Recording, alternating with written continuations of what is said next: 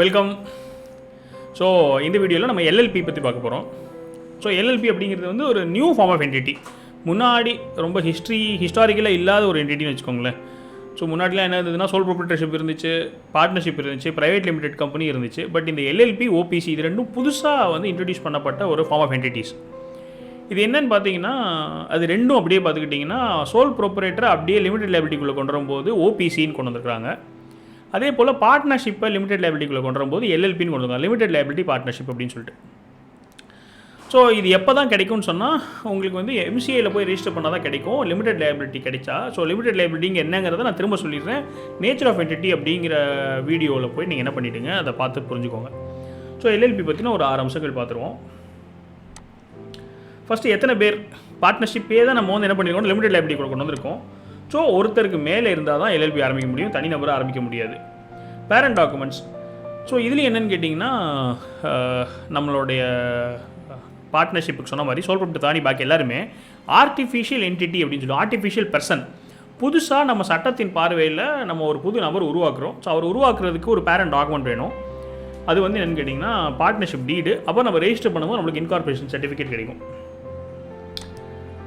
Naming of the business, என்ன பேர் வைக்கலாம் அப்படின்னு சொல்லிட்டு நீங்கள் என்ன பண்ண முடியாதுன்னா, ஒரு நார்மல் பார்ட்னர்ஷிப் ஃபார்ம் மாதிரியோ சோல் ப்ரொப்ரைட்டர்ஷிப் ஃபார்ம் மாதிரி நீங்களாம் முடிவு பண்ணிக்க முடியாது. நீங்கள் வந்து அப்ரூவல் வாங்கிட்டு அவங்க பெர்மிஷன் கொடுத்தா தான் அந்த பேரில் நீங்கள் வந்து என்ன பண்ண முடியும்னா எல்எல்பி ஆரம்பிக்க முடியும் அந்த பேரில்.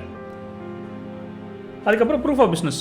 ஸோ என்ன சொல்கிறது, அந்த டீடில் வந்து உங்கள் பேர் இருக்க போது புதுசாக பேன் எடுப்போம். ஏன்னா ஆர்டிஃபிஷியல் பர்சன் புது என்டிட்டிங்கிறனால புதுசாக பேனு, அந்த எல்எல்பிக்கு புதுசாக ஜிஎஸ்டி, அந்த எல்எல்பிக்கு தனியாக நீங்கள் MSME certification, corporation tax. So இதெல்லாம் வந்து நம்மளுக்கு இந்த எல்எல்பியோடைய ப்ரூஃப் ஆஃப் பிஸ்னஸாக அமையும். கவர்னிங் அத்தாரிட்டி யாருன்னு கேட்டிங்கன்னா எம்சிஏ.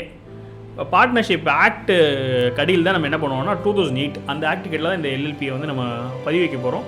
ஆனால் எந்த மினிஸ்ட்ரி இதை வந்து கவர்ன் பண்ணுதுன்னு பார்த்தீங்கன்னா மினிஸ்ட்ரி ஆஃப் கார்ப்பரேட் அஃபேர்ஸ் வந்து கவர்ன் பண்ணுது. எவ்வளோ நாள் ஆகும்னு கேட்டிங்கன்னா 3 நாள். இப்போ எல்லாமே ஆன்லைனு அப்படிங்கிறதுனால அவங்க வந்து ஒரு டென்டேட்டிவாக சொன்னோன்னா 3 நாள் 10 நாளுக்குள்ளே நம்ம என்ன பண்ணிடலாம்னா ஒரு எல்எல்பி புது எல்எல்பியை ஃப்ளோட் பண்ணி ஆரம்பிச்சிடலாம். ஸோ இதுக்கு வந்து நம்மளுக்கு இன்னொரு ஒரு 2-3 டிஃப்ரென்சியேஷன் பார்ப்போம் என்னன்னு சொல்லிட்டு.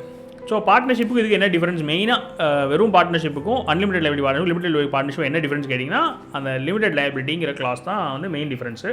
அது தெரிஞ்சுக்கிறதுக்கு நேச்சர் ஆஃப் என்டிட்டி பார்த்துப்பீங்க. இன்னொரு டிஃப்ரென்ஸ், ப்ரைவேட் லிமிடெட் கம்பெனி ஆரம்பிச்சிடலாமே, ப்ரைவேட் லிமிடெட் கம்பெனிக்கும் இதுக்கு என்ன டிஃப்ரென்ஸ் அப்படின்ற ஒரு சில கேள்விகள் எல்லாத்துக்கும் இருக்கும். 2-3 விஷயம் சொல்கிறேன். இப்போது வந்து நம்ம ஒரு பிஸ்னஸ் ஆரம்பிச்சிட்டோம். அந்த பிஸ்னஸை வந்து நம்ம ஒழுங்காக பண்ணுறோமா பண்ணலையா, இல்லை கணக்கு ஒழுங்காக வச்சுக்கிறோமா இல்லையான்றதை செக் பண்ணுறதுக்கு பேர் தான் ஆடிட். இந்த ஆடிட் வந்து யார் கம்பல்சரியாக இருக்கும்னு பொதுவாக கேட்பீங்கன்னு சொன்னால், இன்கம் டேக்ஸ் டிபார்ட்மெண்ட்லேருந்து சொல்லுவாங்க இவர் வந்து ஆடிட் பண்ணணும், இவங்கெல்லாம் ஆடிட் பண்ண தேவையில்லை, நீங்கள் சொல்கிறது அப்படியே எடுத்துக்கிறேன், மற்றவங்கலாம் ஆடிட்டர் வந்து இதை செக் பண்ணிவிட்டு கரெக்டாக இருக்குன்னு கேள்வி போட்டு கொடுத்தா தான் நான் எடுத்துப்பேன் அப்படின்னு சொல்லுவாங்க. நம்ம இன்கம் டேக்ஸ் தனியாக மாடியூல் இருக்குது. நான் ஒன்றொன்றையும் ஒரு இடத்துலையும் சொல்லிட்டு தான் டீட்டெயில் ஆகிடுங்கிறதுனால நான் அங்கங்கே நான் மேற்கோள் காட்டுறேன், நீங்கள் அந்த மாடியூலவே பார்த்துக்கோங்க. ஸோ இன்கம் டேக்ஸ் மாடியூலே பார்த்தீங்கன்னா யாருக்கெல்லாம் ஆடிட் பண்ணுங்கிறது அதில் போட்டிருப்பேன். ஸோ பொதுவாக இன்கம் டேக்ஸ் டிபார்ட்மெண்ட் தான் சொல்லும், என்ன கணக்கு வழக்கெல்லாம் கரெக்டாக இருக்கான்னு செக் பண்ணி சொல்லுங்கன்னு சொல்லிட்டு. இப்போது இந்த லிமிடெட் லைபிலிட்டின்னு வரும்போது, மினிஸ்ட்ரி ஆஃப் கார்ப்பரேட் அஃபேர்ஸ் வரும்போது இவங்க என்ன சொல்கிறாங்கன்னா, நீங்கள் இன்கம் டேக்ஸ் ஆங்கிளில் அவருக்கு ஆடிட் பண்ணிக்கோங்க, நான் ஒரு சில கண்டிஷன்ஸ்லாம் சொல்கிறேன், நான் சொல்கிற கண்டிஷன்ஸ்லாம் நீங்கள் ஃபாலோ பண்ணிங்கன்னா தான் நான் வந்து உங்களுக்கு லிமிடெட் லைபிலிட்டிங்கிற ஒரு பவர் கொடுக்க முடியும். இது வந்து ஒரு பவர். ஏன்னா உங்களை வந்து உங்களோட சொந்த சொத்துக்கள்லேருந்து தனியாக பிரித்து காமிக்கிறேன். உங்களோட கிரெடிட்டாஸ்க்கு உங்களுக்கு லோன் கொடுத்தவங்களுக்குலாம் அதனால் ஒரு ரிஸ்க். ஏன்னா நம்ம என்ன சொல்லிடுறோம்னா, பிஸ்னஸில் இருக்க பணத்தை மட்டும் தான் நீங்கள் எடுத்துக்க முடியும், அவங்களோட சொந்த சொத்தை அடகு வைக்காத சொத்தெல்லாம் நீங்கள் எடுத்துக்க முடியாது, நான் அவங்களுக்கு வந்து ஒரு தடை விதிக்கிறேன். அப்படி நான் உங்களுக்கு ஒரு ப்ரொடெக்ஷன், உங்களுக்கு ஒரு ஷீல்டு கொடுக்கறதுனால நீங்கள் என்ன பண்ணணுன்னா, நான் சொல்கிற கண்டிஷன்ஸ்லாம் ஃபாலோ பண்ணணும்னு சொல்லி சொல்கிறாங்க. அப்படி ஃபாலோ பண்ணணும்னு சொல்லும்போது என்ன சொல்கிறாங்கன்னா, நீங்கள் பப்ளிக்காக உங்களோட அக்கௌண்ட்ஸ்லாம் வச்சுருக்கணும், இப்படிலாம் நிறைய நம்ம வந்து லிமிடெட் லைபிலிட்டி கொடுக்குறதுக்காக நிறைய கண்டிஷன்ஸ் சொல்கிறாங்க, நிறைய ரூல்ஸ் ஃபாலோ பண்ண சொல்கிறாங்க. அப்படி இருக்கக்கூடிய ரூல்ஸில் ஒரு முக்கியமான ரூல் வந்து ஆடிட். ஒரு ஆடிட்டர் வந்து செக் பண்ணி எல்லாம் கரெக்டாக இருக்கான்னு கையெழுத்து போடணும்னு சொல்லி சொல்கிறாங்க. அப்படிப்பட்ட ஆடிட் வந்து இந்த லிமிடெட் லைபிலிட்டிக்கு எல்லாத்துக்குமே compulsory, other than income tax. இதுதான் பார்ட்னர்ஷிப்புக்கு எல்எல்பிக்கு டிஃப்ரென்ஸ். பார்ட்னர்ஷிப் வந்து இன்கம் டேக்ஸ் படி ஆடிட் பண்ணால் மட்டும் போதும், எல்எல்பி வந்து எம்சிஏ படியும் ஆடிட் பண்ணணும், இன்கம் டேக்ஸ் படியும் ஆடிட் பண்ணணும். அப்போ இதுக்கும் ப்ரைவேட் லிமிடெடுக்கு என்ன டிஃப்ரென்ஸ்னு கேட்கும்போது என்ன வருதுன்னு சொன்னால், ப்ரைவேட் லிமிடெட் எல்லா ப்ரைவேட் லிமிடெடுமே கண்டிப்பாக ஆடிட் பண்ணணும். ஆனால் எல்எல்பி பொறுத்த வரைக்கும் எப்படி இன்கம் டேக்ஸில் ஒரு லிமிட் வச்சு அதுக்கு மேலே இருக்கவங்க கூட ஆடிட் பண்ணலாம் சொல்கிறாங்க, அது மாதிரி எல்எல்பிக்குமே எம்சி என்ன சொல்கிறாங்கன்னா, ஒரு லிமிட் தாண்டி இருக்கவங்களுக்கு மட்டும் எம்சி எப்படி ஆடிட் பண்ணலாம் சொல்கிறாங்க. இது ஒரு டிஃப்ரென்ஸு. டேக்ஸ் ஸ்ட்ரக்சர்லேயே இது 2 பேரும் வேறு பார்ட்டியை கன்சிடர் பண்ணுறா அதில் ஒரு டிஃப்ரென்ஸ் இருக்குது. அப்புறம் இன்னொன்று வந்து இந்த லிமிடெட் லைபிலிட்டி எல்லாத்துலேயுமே வரப்போகிறது என்னென்னு கேட்டிங்கன்னா 2 பேர் இருப்பாங்க. ஒன்று வந்து ஓனர், இன்னொன்று வந்து நடத்துனர், டைரக்டர் அப்படின்னு சொல்லிட்டு. அப்போ என்னென்னா நிறைய பேர் நடத்தலாம் அப்படிங்கிறதுனால எல்லாருமே ஒரு 100 பேர் 200 பேர் வந்து ஓனராக இருக்கலாம். ஆனால் கம்பெனியை தொழிலை நடத்துகிறவங்களுக்குன்றது போர்ட் ஆஃப் டைரக்டர்ஸ்னு ஒன்று வச்சுருப்பாங்க. அவங்க தான் வந்து கம்பெனியோட ரெப்ரஸன்டேட்டிவ்ஸாக இருப்பாங்க. ஏன்னா அது ஆர்டிஃபிஷியல் பர்சன் ஆகிட்டாங்க இல்லையா. அதனால் இது உயிரில்லாத ஆனால் ஒரு புது ஐடென்டிட்டி, அதை வந்து ரெப்ரசன்ட் பண்ணுறதுக்கு ஒரு சில ஆளுகள் நம்ம நியமிக்கணும். அந்த நியமிக்கிற ஆளுகளுக்கு பேர் வந்து டைரக்டர்ஸ். இப்படி ப்ரைவேட் லிமிடெட் கம்பெனியில் நியமிக்கிற ஆளுகளுக்கு பேர் டைரக்டர்ஸு. எல்எல்பியில் நியமிக்கிற ஆளுங்களுக்கு பேர் வந்து டெசிக்னேட்டட் பார்ட்னர்ஸ். இது ஒரு டிஃப்ரென்ஸு. அப்புறம் இன்னொன்று வந்து பேசிக்காக நீங்கள் எல்லா கண்டிஷனுமே என்ன பார்த்தீங்கன்னா இது லிமிடெட் லைபிலிட்டி வர்றதுனாலே நம்மளுக்கு டிஜிட்டல் சிக்னேச்சர் மேண்டேட்ரி. இதெல்லாம் எம்சிஎல் ரெஜிஸ்டர் பண்ணும்போது நம்மளுக்கு தேவைப்படுற விஷயங்கள்.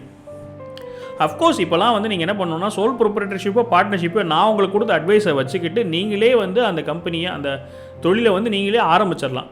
ஆனால் எல்எல்பியாக இருக்கட்டும், ஓபிசி, ப்ரைவேட் லிமிடெட், இந்த மாதிரி நீங்கள் லிமிடெட் லைபிலிட்டிக்குள்ளே வரணுன்னாலே உங்களுக்கு ஒரு ப்ரொஃபஷனலோட ஹெல்ப் இல்லாமல் உங்களால் என்ன பண்ண முடியாதுன்னா தொழில் நிறுவனம் ஆரம்பிக்க முடியாது. நான் வந்து என்ன சொல்கிறேன்னா விஷயம் தெரியாதுன்னு சொல்ல வரல, நான் விஷயத்தெல்லாம் சொல்லி கொடுத்துடலாம். ஆனால் சட்டத்தினுடைய ரூல்ஸ் என்னென்னு கேட்டிங்கன்னா ஒரு ஆடிட்டரோ ஒரு கம்பெனி செக்ரட்டரியோ அதை கையெழுத்து போட்டு அது ஆமாம் இவங்க எல்லோரும் கரெக்டு தான், இவங்க போட்டு சொல்கிற இன்ஃபர்மேஷன்லாம் கரெக்டு தான் அவங்க அட்டஸ்ட் பண்ணி ஃபைல் பண்ணால் மட்டும்தான் வந்து இந்த நிறுவனம்லாம் இயக்க முடியும்.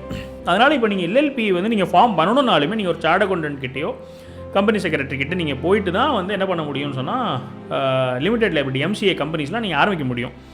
அதனால் இப்போ இந்த கோர்ஸில் நம்ம என்ன பண்ணுறோன்னு சொன்னால் எப்படி ஆரம்பிக்கிறது எல்லா பர்டிகுலர்ஸ்குள்ளலாம் நம்ம போகல. நம்ம என்ன பண்ணிகிட்டு இருக்கோம்னா உங்களுக்கு பேசிக்கான ஒரு அண்டர்ஸ்டாண்டிங் வேணும். நீங்கள் போய் கேட்கும் போது ஏன்னா இப்போ நிறைய பேர் என்ன பண்ணுவாங்கன்னா போயிட்டு ஒரு ஆடிட்டர் கிட்ட போயிட்டு இல்லை ஒரு கம்பெனி செக்ரட்டரிகிட்ட போயிட்டு என்ன பண்ணுவாங்கன்னா எனக்கு ஒரு ப்ரைவேட் லிமிடெட் கம்பெனி ஆரம்பிச்சு கொடுத்துருங்கன்னு கேட்பாங்க. அப்போ அவர் வந்து சொல்லலாம் எல்எல்பின்னு ஒன்று இருக்குது அது யோசிங்கன்னு சொல்லலாம், இல்லை எல்எல்பி ஆரம்பிங்கன்னு சொல்லிட்டு போய் கேட்டுருவாங்க. அவங்க ப்ரைவேட் லிமிடெட் கம்பெனி ஒன்று இருக்குன்னு சொல்லலாம். அப்போ இது ரெண்டுத்துக்கு என்ன டிஃபரன்ஸ்ன்றது தெரியணும். அதுக்காக தான் இந்த கோர்ஸ். இப்போ இந்த கோர்ஸில் நம்ம என்ன பண்ணுறோம்னா உங்களுக்கான பேசிக் நாலேஜ் பேசிக் ஐடியா ஃபுல்லாக நம்ம டெவலப் பண்ணிடுறோம். இது தெரிஞ்சதுக்கப்புறமா நீங்கள் என்ன பண்ணலாம்னா இன்னும் கொஞ்சம் அட்வான்ஸ்டாக இதில் தெரிஞ்சுக்கலாம். இல்லாட்டி நம்ம வந்து ப்ரொஃபஷனல்ஸ் கிட்ட போகும்போது கரெக்டான கேள்விகள் நீங்கள் முன்வைக்கலாம். அதுதான் இந்த கோர்ஸோடைய நோக்கம். ஸோ இது எல்லாமே இனிமேல் வரப்போகிற நேச்சர் ஆஃப் என்டிட்டிஸ், இன்னும் 3 நேச்சர் ஆஃப் என்டிட்டிஸ் பார்க்க போகிறோம். எல்எல்பி, ஓபிசி, ப்ரைவேட் லிமிடெட், இவங்க எல்லாத்துக்குமே அடிஷ்னல் ரெக்குயர்மெண்ட்ஸ் என்ன இருக்குன்னு சொல்லி கேட்டிங்கன்னா digital signature additional requirement, director இல்லை டெசிக்னேட்டட் பார்ட்னர் அப்படின்றது ஒன்று கம்பல்சரி தேவைங்கிறது ஒரு அடிஷ்னல் ரெக்குயர்மெண்ட்டு.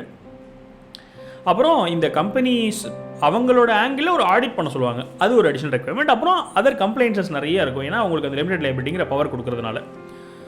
ஸோ இதுதான் எல்எல்பியோட பேசிக்ஸு. இதுக்கப்புறம் நம்ம என்ன பண்ணுவோம்னா எல்லாத்தையும் கம்பேர் பண்ணி ஒரு வீடியோ இருக்குது. அந்த வீடியோவில் நம்ம ஒன்றுக்கு என்னென்ன டிஃப்ரென்ஸுங்கிறத கம்பேர் பண்ணுவோம். அது போக உங்களுக்கு சந்தேகம் இருந்தால் நீங்கள் கீழே இருக்கிற டிஸ்கஷன் ஃபோரமில் கொஸ்டின்ஸில் நீங்கள் கேளுங்க, நான் உங்களுக்கு கிளாரிஃபை பண்ணுறேன்.